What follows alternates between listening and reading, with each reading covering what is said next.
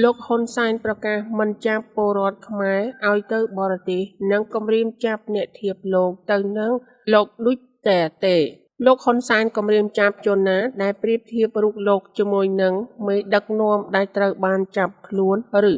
ចាប់ខ្លួនពីបទឧក្រិដ្ឋកម្មប្រឆាំងមនុស្សជាតិលោកថានរណាក៏មិនអាចប្រៀបធៀបលោកទៅនឹងជនផ្ដាច់ការបានដែរការគម្រាមកំហែងរបស់លោកហ៊ុនសែនបានកើតឡើងខណៈតុលាការព្រហ្មទណ្ឌអន្តរជាតិ ICC ចាប់ខ្លួនអតីតប្រធានាធិបតីហ្វីលីពីនអ្នកខ្លុំមើលថាតើតាកម្ពុជាផ្លាស់ប្ដូរទៅកាន់ប្រជាធិបតេយ្យទើបអាចចាប់លោកហ៊ុនសែនឲ្យទៅទទួលខុសត្រូវចំពោះឧក្រិដ្ឋកម្មដែលគាត់បានប្រព្រឹត្តប្រមុខស្ដីទីនិងជាប្រធានគណៈបកប្រជាជនកម្ពុជាលោកហ៊ុនសែន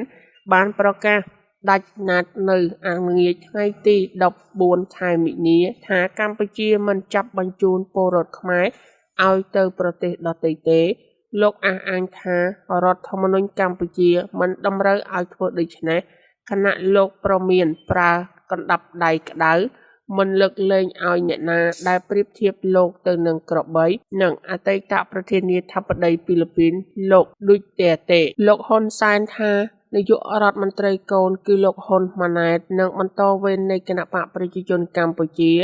ត្រូវតែធ្វើតាមនយោបាយរបស់លោកដែលមិនអាចចាប់លោកនិងឪពុករបស់ពួកគាត់ដែលជាអ្នកមន្ត្រីជាន់ខ្ពស់នៃគណៈបកកាន់អំណាចនេះឲ្យទៅបរទេសឡើយលោកហ៊ុនសែនមានប្រសាសន៍កម្ពុជាប្រកាសដាច់ណាត់មិនចាប់ពលរដ្ឋខ្លួនប្រគល់ឲ្យបរទេសដទៃនេះវាជារឿងមួយហើយរដ្ឋធម្មនុញ្ញហាមដកសញ្ជាតិហាមការចាប់បញ្ជូនពលរដ្ឋខ្មែរបញ្ជូនទៅបរទេសប៉ុន្តែរឿងហ្វីលីពីនរឿងមួយផ្សេងកុំអត់ឥឡូវកុំលុកលាន់ជាមួយខ្ញុំកុំយកមកប្រៀបធៀបជាមួយខ្ញុំហ៊ុនសែនជាមួយនឹងលោកដូចតែឲ្យសោះកុំមានការប្រៀបធៀបហើយកុំងើបសូមប្រាប់ឲ្យហើយយុទ្ធសាស្ត្រងើបមួយវាយមួយនៅតែបន្តមិនដកថយអ្នកខ្លុំមើលថាការអះអាងថាមិនចាប់ពលរដ្ឋខ្មែរឲ្យទៅបរទេសមិនឆ្លុះបញ្ចាំងអំពីការពិតទេពីព្រោះរដ្ឋាភិបាលលោកហ៊ុនសែនកាលពីឆ្នាំ2007បានចាប់អតីតព្រះសង្ឃដើមកំណើតខ្មែរក្រោមទីមសាខននៅខេត្តតាកែវបញ្ជូនទៅដាក់គុកនៅប្រទេសវៀតណាមដោយបានចោទប្រកាន់ថាព្រះអង្គបានបង្កឲ្យមានការបែកបាក់ចំណងមិត្តភាពកម្ពុជាវៀតណាមដោយសារតែព្រះសង្ឃអង្គនេះឧស្សាហ៍ទំនុកបម្រុងពលរដ្ឋខ្មែរក្រោមដែលភៀសខ្លួនពីកម្ពុជាក្រោមមកសុំស្នាក់អាស្រ័យនៅទីវត្តអារាមនៅក្នុងប្រទេសកម្ពុជាខ្លុំមើលក៏សម្គាល់ថាទាំងការលើកឡើងនិងការប្រមានរបស់លោកហ៊ុនសែនគឺដើម្បីដោះស្រាយទីតលើបញ្ហាដែលកើតមានចំពោះគាត់និងបកពួកដែលជាប់ក្តីក្តាំងឧក្រិដ្ឋកម្មតែប៉ុណ្ណោះលោកហ៊ុនសែនប្រមានធ្ងន់ធ្ងរបន្ទាប់ពីប៉ូលីសអង្គតាប៉ូលសហការជាមួយនឹងប៉ូលីសហ្វីលីពីនកាលពីខែមិនិនាថ្ងៃទី11បានចាប់ខ្លួនអតីតប្រធានាធិបតីហ្វីលីពីនលោកដូចតែទេបញ្ជូនទៅឲ្យតុលាការព្រហ្មទណ្ឌអន្តរជាតិក្នុងរឿងឧក្រិដ្ឋកម្មប្រឆាំងមនុស្សជាតិដែលអ្នកខ្លុំមើលថាខ្លាចស្រមោលមួយនេះការប្រមានរបស់លោកហ៊ុនសែននេះក៏ស្របពេលដែលតុលាការបារាំងក្រុងនឹងបើកសវនាការនៅថ្ងៃទី19ខែមិនិនាដើម្បីជំនុំជម្រះបទល្មើសបោកគ្រាប់បែកសម្រាប់ពលរដ្ឋខ្មែរ16នាក់និងរងរបួសជាង150នាក់កាលពីថ្ងៃទី30ខែមិនិនាឆ្នាំ1997ដែលមានជាប់ពាក់ព័ន្ធនឹងការប្រព្រឹត្តរបស់លោកហ៊ុនសែនមេអង្គរៈគ្រួសារត្រកូលហ៊ុនលោកឧត្តមសេនីយ៍ហ៊ីងប៊ុនហៀងនិងនាយករងខុទ្ទកាល័យលោកហ៊ុនម៉ាណែតគឺឧត្តមសេនីយ៍ហ៊ុយពិសិដ្ឋលើសពីនេះទៀតការប្រមានដោយសម្ដីធ្ងន់ធ្ងររបស់ប្រធានគណៈបកប្រជាជនកម្ពុជារូបនេះកើតឡើងក្នុងអំឡុងពេលដែលប្រជាពលរដ្ឋខ្មែរតវ៉ាទាមទារឲ្យចាប់បញ្ជូនលោកពេជ្រ គឹមស្រុននិងអតីតប្រឹក្សារបស់លោកគឺលោកលីរតនរស្មីដែលជាប់សង្ស័យក្នុងអំពើឃាតកម្មសម្រាប់អតីតតំណាងរាស្ត្រគណៈបកសង្គ្រោះជាតិលោកលឹមកិតយ៉ាឲ្យទៅតុលាការថៃធ្វើដំណើរក្តីក្តាំងអ្នកជំនាញច្បាប់និងអតីតកិច្ចការបែបប្រជាធិបតេយ្យលោកវ៉ាន់ចាន់ឡូតប្រាប់អ្នកសារព័ត៌មានថា ការព្រមានរបស់លោកហ៊ុនសែនមានន័យបង្គាប់បញ្ជាឲ្យទៅអ្នកក្រមអាវ៉ាតកុំឲ្យសហការជាមួយនឹងសហគមន៍អន្តរជាតិដូចជាប៉ូលីសអង្គាប៉ូលជាដើមក្នុងការចាប់បញ្ជូនលោកពេជ្រ គឹមស្រុននិងលោកលីរតនៈរស្មីឲ្យទៅភាគីថៃក្នុងសំណុំរឿងសម្រាប់លោកលឹមគិតយ៉ារួមទាំងសម្ដៅទៅឲ្យលោកការចាប់ខ្លួនលោកហ៊ីងប៊ុនហៀងនិងលោកហ៊ុយពិសិដ្ឋតាមដីការបស់ចៅក្រមបារាំងក្នុងរឿងក្តីបោកគ្រាប់បែកថ្ងៃទី30 ខែមីនា ឆ្នាំ1997 ចំពោះការប្រៀបធៀបលោកហ៊ុនសែនទៅនឹងអតីតប្រធានាធិបតីហ្វីលីពីនលោកឌូតេតេវិញលោកវ៉ាន់ចាន់ឡូថាស្ថានភាពមេដឹកនាំទាំងពីរនឹងមិនគួរយកមកប្រៀបធៀបគ្នាមែនលោកបញ្យល់ថារដ្ឋាភិបាលហ្វីលីពីនបច្ចុប្បន្នមិននៅក្រោមឥទ្ធិពលលោកឌូតេឡើយបន្ទាប់ពីលោកលែងជាប្រធានាធិបតីដូច្នេះរដ្ឋាភិបាលហ្វីលីពីនគោរពតាមក្រមតុលាការព្រហ្មទណ្ឌអន្តរជាតិ ICC ប៉ុន្តែលោកហ៊ុនសែននៅកម្ពុជាវិញមានអំណាចរំលោភសិទ្ធិមនុស្សដដែលតាមរយៈការផ្ទេរអំណាចនាយករដ្ឋមន្ត្រីឲ្យទៅកូនប្រុសរបស់លោកនិងមិនអាចចាប់ខ្លួនឪពុករបស់ខ្លួនបាននោះទេលោកវ៉ាន់ចាន់ឡូតមានប្រសាសន៍ទំនងជានឹងមិនអាចមានអ្នកណាចង់ទៅចាប់លោកហ៊ុនសែនឬក៏កូនប្រុសគាត់ក្នុងតំណែងជានាយករដ្ឋមន្ត្រីគាត់ក្លាហានក្នុងការចាប់ខ្លួនគាត់បញ្ជូនទៅឲ្យតុលាការយុត្តិធម៌អន្តរជាតិក្នុងករណីដែលមាននៅក្នុងការស៊ើបអង្កេតហើយរកឃើញថាក្រោមការដឹកនាំនៃលោកហ៊ុនសែនគឺមានការប្រព្រឹត្តបទឧក្រិដ្ឋធំៗរបស់អន្តរជាតិក្នុងនោះគឺបទប្រឆាំងនឹងមនុស្សជាតិអ្នកខ្លមើលលើកឡើងថាការស៊ើបអង្កេតលើបទឧក្រិដ្ឋរបស់លោកហ៊ុនសែនដែលអាចប្រឈមទៅនឹងការចាប់ខ្លួនអតីតកម្មាភិបាលខ្មែរក្រហមរូបនេះអាចមានលទ្ធភាពទៅរួចតាមរយៈករណីពីរគឺទី1នៅពេលកម្ពុជាមានការផ្លាស់ប្ដូរដែលដឹកនាំដោយរដ្ឋាភិបាលប្រជាធិបតេយ្យនិងទី2មានការផ្លាស់ប្ដូរក្បាលម៉ាស៊ីនដឹកនាំក្នុងផ្ទៃក្នុងរបស់គណបកប្រជាជនកម្ពុជាដែលជានាយករដ្ឋមន្ត្រីមិនមែនជាសមាជិកក្រុមគ្រួសារត្រកូលហ៊ុនហើយពួកគេលោកដៃសហការជាមួយអ្នកប្រជាធិបតេយ្យដើម្បីពង្រឹងនីតិរដ្ឋអាស៊ីសេរីនឹងតវ៉ាជំទាស់ទៅនឹងការសម្រេចមិនផ្ដល់ជំនួយថវិការបស់រដ្ឋាភិបាលត្រាំរដ្ឋាភិបាលសហរដ្ឋអាមេរិកបានបញ្ចប់ការផ្ដល់ជំនួយថវិកាដល់អ្នកផ្សាយសារព័ត៌មានអាស៊ីសេរីនិងបណ្ដាញវិទ្យុដៃគូដទៃទៀតកាលពីព្រឹកថ្ងៃសៅរ៍ទី15 ខែមីនាម្សិលមិញ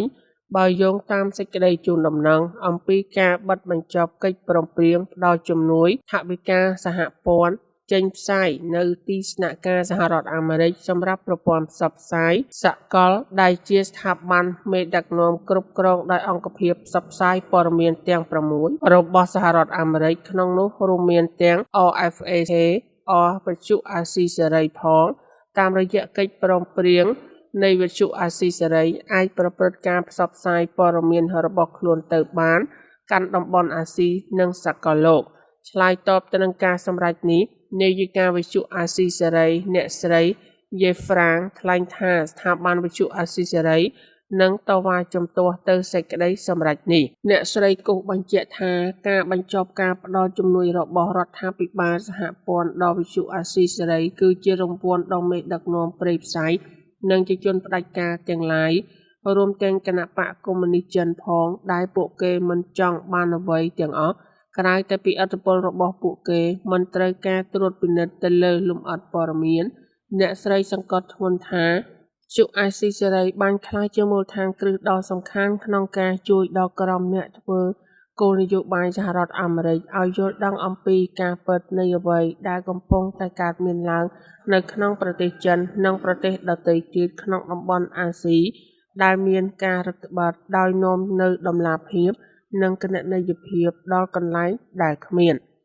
ការរាយការណ៍អំពីការរកឃើញនានានៅតំបន់ស៊ីជាងនៃប្រទេសចិនបាននាំឲ្យរដ្ឋាភិបាលលោកត្រាំកាលពីអាណត្តិទី1ចេញសេចក្តីប្រកាសចាប់ការទុកប្រព្រឹត្តដោយរដ្ឋាភិបាលចិនថាជាអំពើប្រល័យពូជសាសន៍នាយិកា RFA អាស៊ីសេរីអ្នកស្រីបេប្រាំងបានសម្គាល់ថាការជូនដំណឹងអំពីការបញ្ឈប់កិច្ចព្រមព្រៀង ផ្ដល់មូលនិធិរបស់សហព័ន្ធសហរដ្ឋអាមេរិកមិនមែនតែដកហូតសិទ្ធិពីមនុស្សជិត60លាននាក់ដែលងាកមកពឹងផ្អែកទៅលើសេចក្តីរាយការណ៍របស់វិទ្យុអាស៊ីសេរីជារៀងរាល់សប្តាហ៍ដើម្បីស្វែងយល់អំពីការពិតប៉ុណ្ណោះទេប៉ុន្តែការសម្រេចដូចនេះក៏ផ្ដល់អត្ថប្រយោជន៍ទៅដល់អ្នកដែលត្រូវសហរដ្ឋអាមេរិកដោយអាមេរិកមានការបង្ខាតខ្លាំងអ្នកស្រីគូសបញ្ជាក់ថាស្ថាប័នវិទ្យុអាស៊ីសេរីនឹងតវ៉ាជំទាស់ទៅនឹងសេចក្តីសម្រេចដែលមិនបានគិតគូរវែងឆ្ងាយនេះហើយស្វែងរកតាមមធ្យោបាយនានាដែលចាំបាច់ដើម្បីបន្តការងារនិងការពារអ្នកកាសែតដ៏ក្លាហានរបស់យើងពលរដ្ឋអះអាងថាបកពួករបស់មេឃុំកំពុងស្រឡៅពីកំពុងកាប់ឈើយកទៅលក់នៅប្រទេសឡាវប្រជាពលរដ្ឋនៅឃុំស្រឡៅពីស្រុកឆែបខេត្តព្រះវិហារព្រួយបារម្ភចំពោះការបាត់បង់ព្រៃឈើនៅក្នុងសហគមន៍របស់ពួកគាត់ថាប្រសិនបើ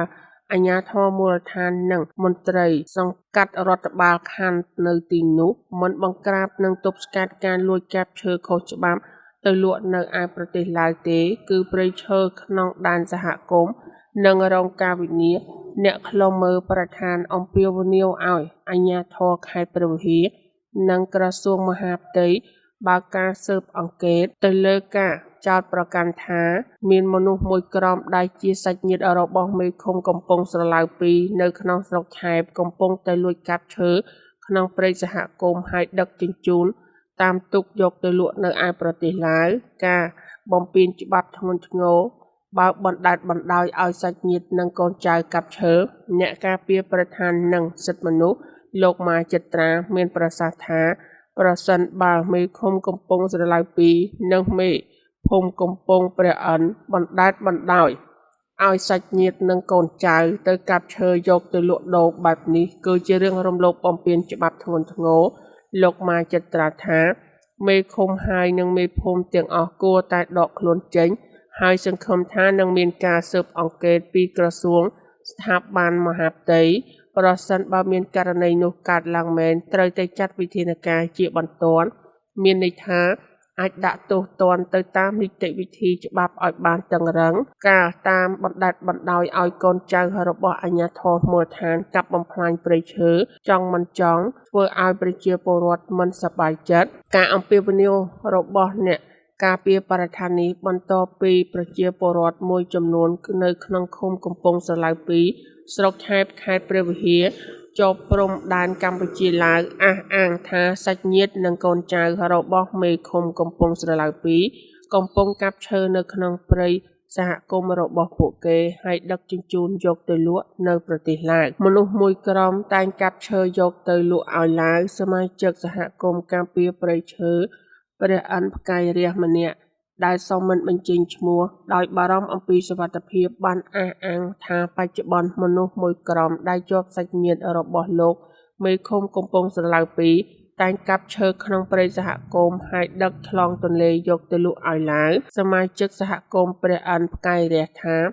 មានទាំងក្មួយកូនប្រសាកូនបង្កើតរបស់មេភូមិនិងមេឃុំទៅអាចឈើខុសច្បាប់នៅឆ្លងដែនយកទៅលក់នៅឡាវមួយយប់ទល់ភ្លឺមួយទូកសតតែជាកូនក្មួយរបស់អាជ្ញាធរខ្ញុំពិបាកនិយាយណាខ្ញុំឃើញគាត់កាត់ឈើទៅនៅសហគមន៍ការពារព្រៃឈើត្រពាំងក្បាលដំរីជុំវិញរឿងនេះមេឃុំកំពុងស្រឡៅពីលោកផលិតថលបានច្រានចោលការចោទប្រកាន់នេះ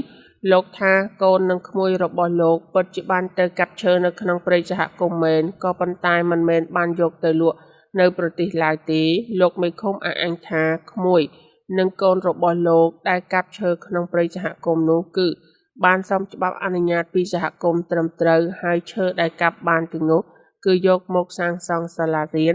នៅក្នុងភូមិកំពង់ព្រះអិនប៉ុណ្ណោះលោកផ្លឹកថលអត់មានទេ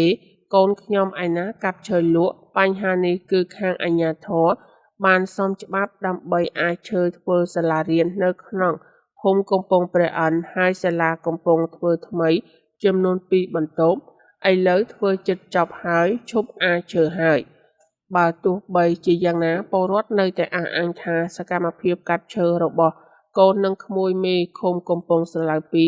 មិនមែនដើម្បីយកមកសាងសង់សាលារៀនឡើយគឺ ពិតជានាំយកទៅលក់នៅប្រទេសឡាវអ្នកខ្លុំមើលថាមេដឹកនាំកម្ពុជាបង្ហាញភាពមិនច្បាស់លាស់ក្នុងរឿងវិវាទនៅប្រាសាទតាមុនធំ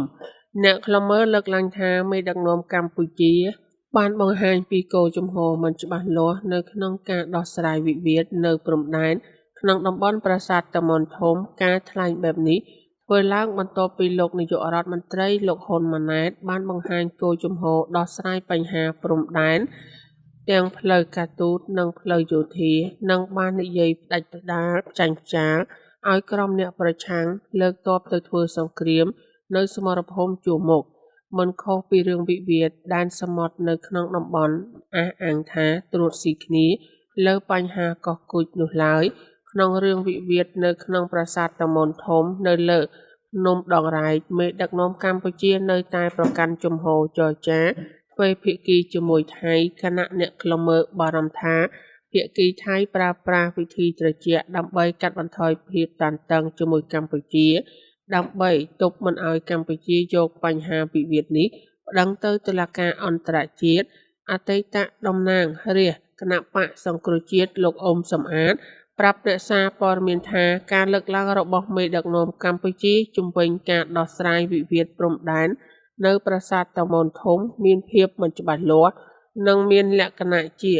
វោហារសាស្ត្រប៉ុន្តែគ្មានការអនុវត្តលោកអ៊ុំសំអាតថាវិធីធ្វើសង្គ្រាមមិនមែនជាវិធីឆ្លាតវៃនោះទេហើយវាយហើយមិនប្តឹងទៅថៃទៅតុលាការអន្តរជាតិអញ្ចឹងយើងនឹងបាត់បង់ប្រាសាទតាមុនតូចទាំងស្រុងហើយប្រាសាទតាមុនធំនិងតាក្របីអាចនឹងបាត់បង់ពាក់កណ្ដាលឬក៏បាត់បង់ទាំងស្រុងបើសិនជាយើងមិនបន្តប្តឹងទៅតុលាការអន្តរជាតិនោះហើយនៅតែបន្តចរចាទ្វេភាគីការថ្លែងបែបនេះធ្វើឡើងក្នុងពេលដែលលោកនាយករដ្ឋមន្ត្រីលោកហ៊ុនម៉ាណែតចូលរួមពិធីបិទសន្និសីទសហគមន៍អង្គការកម្ពុជាកាលពីថ្ងៃទី14ខែមិនិនាថាបញ្ហាព្រំដែនគួរតែដោះស្រាយដោយការចរចាដោយសន្តិវិធីនិងបច្ចេកទេសជាងការប្រើប្រាស់កម្លាំងប្រដាប់អាវុធដែលធ្វើឲ្យខាតបង់ទាំងសងខាងតែទោះជាយ៉ាងណាក្តីលោកហ៊ុនសែនលើកឡើងថាកម្ពុជានឹងប្រើប្រាស់គ្រប់មធ្យោបាយរួមទាំងកម្លាំងយោធាប្រសិនបើមានការបំពានណាមួយដោយប្រដាប់អាវុធឬក្រុមអ្នកប្រឆាំងថៃដែលលោកហៅថាក្រុមអ្នកជ្រុលនិយមមកលើបូរណភាពទឹកដីកម្ពុជាលោកហ៊ុនម៉ាណែតមានប្រសាសន៍កម្ពុជាកាលពីឆ្នាំ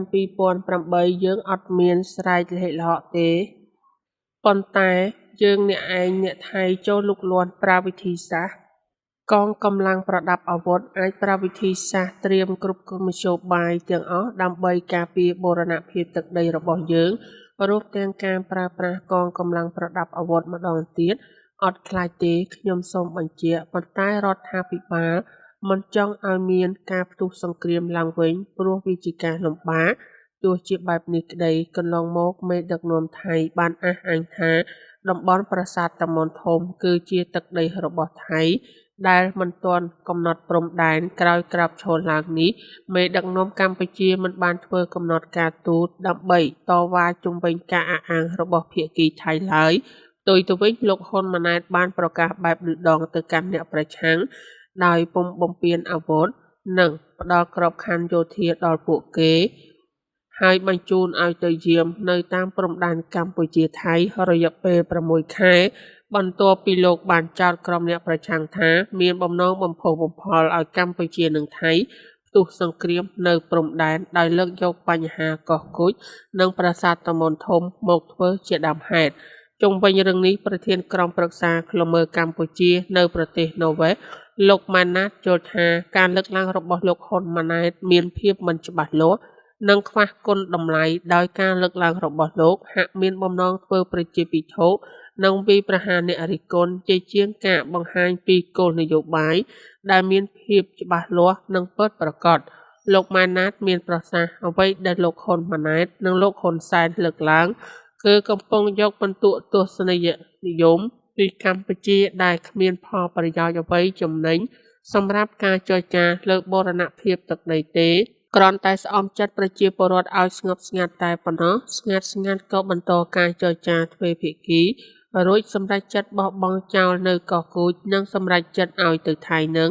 បន្តគ្រប់គ្រងប្រាសាទតាមុនធំនិងប្រាសាទតាក្របីពាក់កណ្ដាលទៀតហើយបោះបង់ចោលប្រាសាទតាមុនតូចពាក់ព័ន្ធនឹងវិវាទទៅព្រំដែនប្រាសាទតាមុនធំនេះកាលពីពេលកន្លងទៅរដ្ឋមន្ត្រីក្រសួងការបរទេសកម្ពុជាថៃបានជួបពិភាក្សាគ្នានៅក្នុងការជួបប្រជុំជាមួយប្រទេសវៀតណាមក្នុងកិច្ចពិភាក្សាទ្វេភាគីនេះភាគីថៃប្រទេសទាំងពីរបានព្រមព្រៀងគ្នាទុកបញ្ហានេះឲ្យគណៈកម្មការចំនួនតំបន់របស់ប្រទេសទាំងពីរជាអ្នកដោះស្រាយដោយអះអាងថាវិវាទនៅប្រាសាទតាមុនធំមិនមែនជាបញ្ហាធំដុំដែលត្រូវយកមកពិភាក្សាក្នុងក្របខ័ណ្ឌអន្តរជាតិនោះឡើយដោយឡែកក្រសួងការពារជាតិថៃបានស្នើទៅដល់ពលរដ្ឋខ្លួនឲ្យឈរការបង្ហាញអត្តសញ្ញាណជាតិនៅក្នុងបរិវេណប្រាសាទតាមុនធំដោយអះអាងថាដើម្បីបង្ការកុំឲ្យមានជម្លោះជាមួយកម្ពុជាយ៉ាងណាក្តីកងទ័ពប្រទេសទាំងពីរបានបន្តចល័តនិងបង្កើតការដើរល្បាតនៅតាមព្រំដែនត្រង់តំបន់មានជម្លោះគណៈយោធាថៃបានធ្វើសមយុទ្ធខាងផ្លូវអាកាសដោយមានការបើកចំហយន្តហោះចម្បាំងនៅក្បែរតំបន់ជាប់ព្រំដែនកម្ពុជានិងប្រាសាទតាមុនទៀតមេទ័ពថៃប្រចាំនៅតំបន់ភូមិភាគ2អះអាងថាសមយុទ្ធផ្លូវអាកាសនេះគឺជាភារកិច្ចការពារតាមព្រំដែនដែលទាហានថៃតែងតែអនុវត្តធ្វើជាធម្មតាអ្នកខ្លុំមើលកម្ពុជាលើកឡើងថាដើម្បីបញ្ចប់វិវាទរឿងព្រំដែនជាមួយថៃភាគីកម្ពុជាគួរលើកយករឿងនេះប្តឹងទៅតុលាការអន្តរជាតិដែលផ្ញើកំណត់ទូតទៅកាន់រដ្ឋាភិបាលថៃឲ្យត្រៀមខ្លួនឲ្យធ្វើការរបៀបនេះនិងអាចបញ្ជៀសទំនាស់រវាងកម្ពុជាថៃតាមផ្លូវយោធានិងបង្ការកុំឲ្យពលរដ្ឋនៃប្រទេសទាំងពីរមានអយភាពជាមួយគ្នា